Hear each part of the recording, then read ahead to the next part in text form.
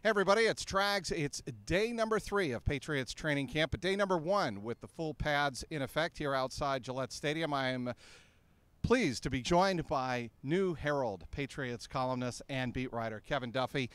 Kevin, first of all, your impressions of the way Tom Brady looked today. He spoke after practice and he talked about his focus. He loves focus as much as loves football as much as he ever has. But I want to get your impressions on how he's looked and what impressions you had on the first day of training camp. Yeah, I don't think he's looked his sharpest the past 2 days. I don't know if you were here yesterday. I had him down from 7 to 14, and take that for what it's worth. I know the stats don't really matter that much in the summer, but I think today he had one really poor decision, threw in the back of the end zone looking for Gronk, really well covered by Chung, and he really just gave a gift and an interception to Duron Harmon. Harmon also picked off Brian Hoyer, so strong day for him. But I don't think Brady's looked quite like his dominant self. I think overall today it was kind of a weird, they were mixing and matching, running a lot of different personnel with Brady. He'd be with Riley McCarron sometimes, he'd be with Edelman other times, he'd be with the second team O-line in some. So I would say it was kind of disjointed. I guess that's what they're trying to do. They're trying to just get all of these guys involved and expose Brady and some of the other players to a lot of different personnel, but they never, to me, offensively found like a rhythm in this practice. Well, I don't think that's a big shock here, Kevin, because when you consider the fact that he did not work in OTAs and only really had experience with the new players in minicamp, I think that's to be expected, and I think Tom also expects that as well. Yeah, that's a great point. I think Brady in his interview afterward was asked if he has a comfort level with some of these new receivers, and he's going to have to really rely on some of these guys with Edelman suspended. Guys like Dorsett, who was here for last year but didn't have an offseason, Kenny Britt, who's on PUP right now, Cordell Patterson, new via trade, Jordan Matthews, they signed as a free agent. Sure. Brady doesn't have a strong foundation with a lot of those players. So the fact that he missed the spring, to me, it seems like he's probably playing catch-up with those guys. And if he was here in the spring, maybe he'd have a little bit more of a base to build upon with them. So it's not to say he can't get on the same page as them, but I think it's almost expected to see some hiccups just because he hasn't really played with those guys before. When Tom Brady made his way over for the press scrum after training camp here on Saturday, Julian Edelman made his way also, and we were expecting maybe to speak to them both at the podium. That didn't happen. Julian spoke on his own and was very brief, as you might imagine, when asked about his upcoming PED suspension and the Alex Guerrero storyline. Tom Brady actually walked off when asked about if he thought that there was any connection between Alex Guerrero and Julian Edelman, whether or not that was deserved. That's the way the Brady scrum ended. But with Julian Edelman, he said, look, I'm not here to talk about the past. I love Alex Guerrero. Let's move on to 2018. Yeah, that's kind of what we thought was going to happen.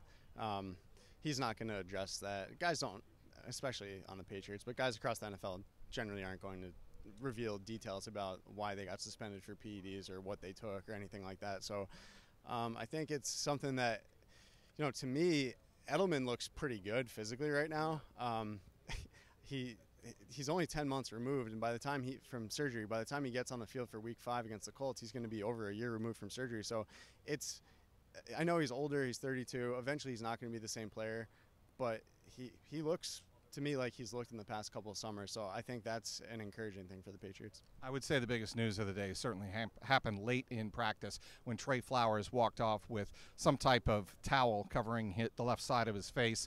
Yep. Did you see what happened in the red zone situation there? No, he went down. I think it might have happened on the first rep of the goal line drills, and he was involved in the play. He went down and was a little slow to get up. I believe he stayed in for the second rep as well. And then we saw him coming off. I saw him pressing a towel against his face. Ryan Hannibal, your former colleague, had said that there appeared to be some blood on the towel. So it's hard to say. I mean, it could be as simple as he got a cut. He cut himself. It could be nothing serious at all. But he left the practice and did not return. It was late in practice when that happened, though, so we didn't expect him to return at that point. Right, and the reason it's Trey Flowers is such a big storyline, I think he could be one of the biggest breakout players on defense.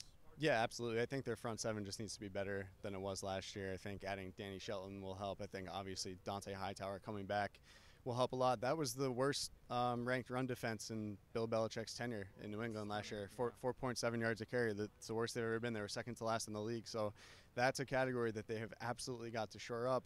And then Flowers obviously is going to bring some pass rushing ability too. And that's a place that they're never going to be like a dominant pass rushing team, but I do think they need to be a little bit better as a pass rush than they were last year.